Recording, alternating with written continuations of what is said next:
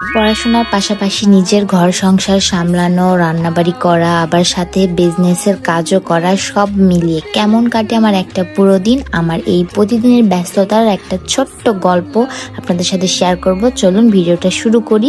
আশা করি সবার অনেক অনেক ভালো লাগবে। আসসালামু আলাইকুম এভরিওয়ান। আমার সাথে সাথে আপনাদের সবাইকে জানাই শুভ সকাল। প্রতিদিনের এই মিষ্টি সকালটা যখন জানালার পর্দা সরিয়ে বাইরের প্রকৃতির দিকে তাকিয়ে শুরু করি, সত্যি বলছি মনটা একদম ফ্রেশ হয়ে যায়।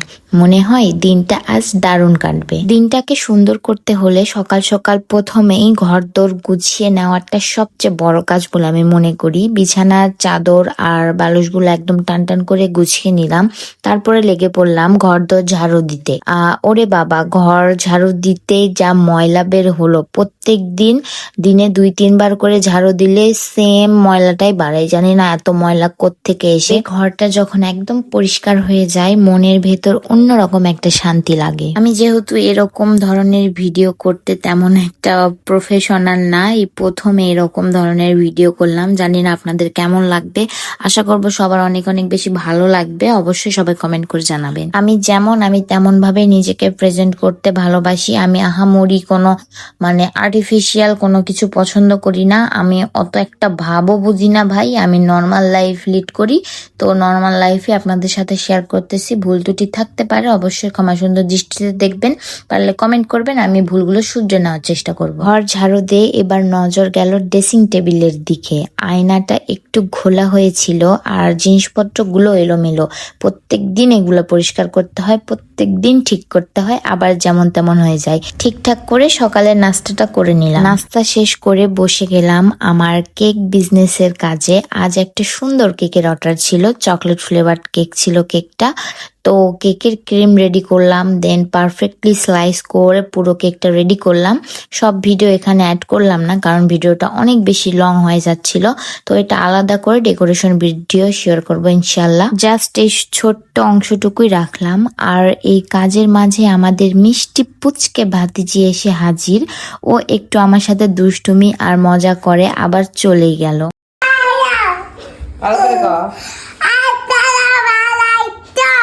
আপনি কে? আমি একটা দাদা। বিজনেসের কাজ সম্পূর্ণ শেষ করে এবার দুপুরে রান্না বান্নার পালা। রান্নাঘরে গিয়ে ভাবছিলাম কি রান্না করি, তখনই শাশুড়ি মা আইডিয়াটা দিয়ে দিলেন। ওনার পরামর্শেই আজকে রান্না হচ্ছে কবিতরের মাংস দিয়ে লাউয়ের ঝোল।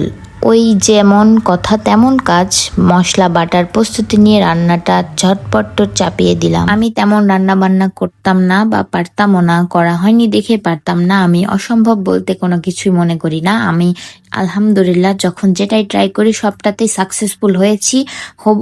আর আরো কিছু জানার বোঝার অনেক কিছু শেখার আছে, আসলে শেখার কোনো শেষ নাই। তো তেমনই আমার রান্না এখন আলহামদুলিল্লাহ মোটামুটি পারফেক্ট হয়। তারপরেও কোনো ভুল হলে অবশ্যই আপনারা কমেন্ট করে জানাবেন। দেন হচ্ছে ওই পেঁয়াজটা ভাজা ভাজা করে দেন মশলা কষায়ে মাংসটা উঠাই দিয়েছি। তারপরে এখানে যেই থালা বাসনগুলো ছিল ধোয়ার, তো সেগুলা ধুয়ে নিচ্ছিলাম একদম রকেটের গতিতে। ভিডিওটা এখানে একটু ফাস্ট করে দিয়েছি যাতে আপনাদের দেখতে বোরিং না লাগে। রান্নার শেষে পুরো রান্নাঘরটা একদম নতুনের মতো পরিষ্কার করে নিলাম। ঘর বাড়ি বা রান্নাঘর গোছানো থাকলে মনটা আসলে অনেক ভালো থাকে। রান্নাঘরের এত দৌড়ঝাঁপের পর শরীরটা একটু টায়ার্ড লাগছিল, তাই ইনস্ট্যান্ট এনার্জি পেতে একটা কলা খেয়ে নিলাম। আর কলার খোসাটি কিন্তু একদম পারফেক্ট জায়গায় ফেলে দিছি, তাই না? ভিডিওটা দেখলেই বুঝতে পারবেন। এটা রাস্তাতেও ফেলি নাই যে মানুষের যদি আবার ক্ষতি হয়।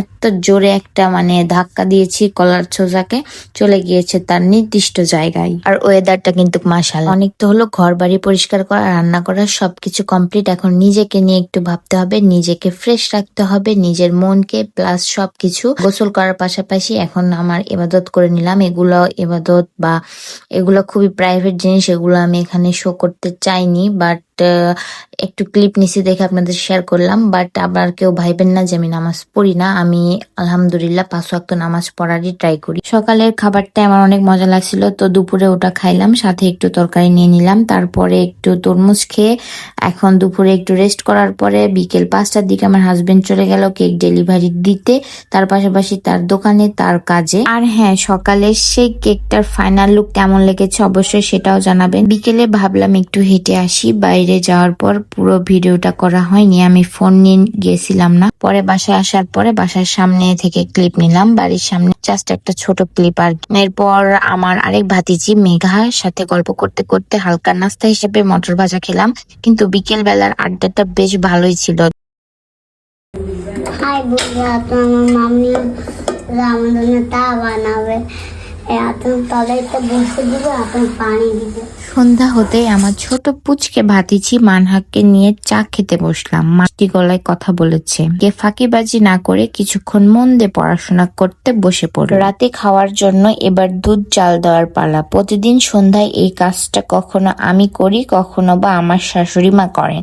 আজকে আমি দায়িত্বটা নিয়ে দুধটা সুন্দর করে চাল দিয়ে নিলাম। পড়াশোনা আর সব কাজ শেষ করে এবার রাতের ডিনার। রাতের মেনুটা ছিল একদম বাঙালি স্টাইলে, সিম্পল আর তৃপ্তিদায়ক। দুধ, কলা আর ভাত। মাঝে মাঝে এরকম খাবার অমৃতের মতো লাগে, প্রতিদিন আবার ভালো লাগে না কিন্তু গাইস। যাই হোক, সারাদিনের এত ধকলের পর নিজের ত্বকের একটু যত্ন নেওয়াও দরকার, তাই না? প্রথমে ফেস ওয়াশ দিয়ে মুখটা ভালো করে ক্লিন করে নিলাম, তারপর পন্ডস এর ময়শ্চারাইজার আর সর্বশেষে দ্য অর্ডিনারি সিরাম দিয়ে নাইট স্কিন কেয়ার রুটিনটা শেষ করলাম। ঘুমানোর আগে প্রত্যেকটা মেয়ের এই সেলফ কেয়ারটা করা খুবই জরুরি। বাস বিছানা রেডি করে এবার শান্তির ঘুমের পালা। এভাবে কেটে গেল আমার আজকের পুরো একটা ব্যস্ত, গোছানো এবং সুন্দর দিন। আমার এই ডেইলি লাইফ ব্লগটি আপনাদের কেমন লাগলো কমেন্ট করে জানাতে একদম ভুলবেন না কিন্তু।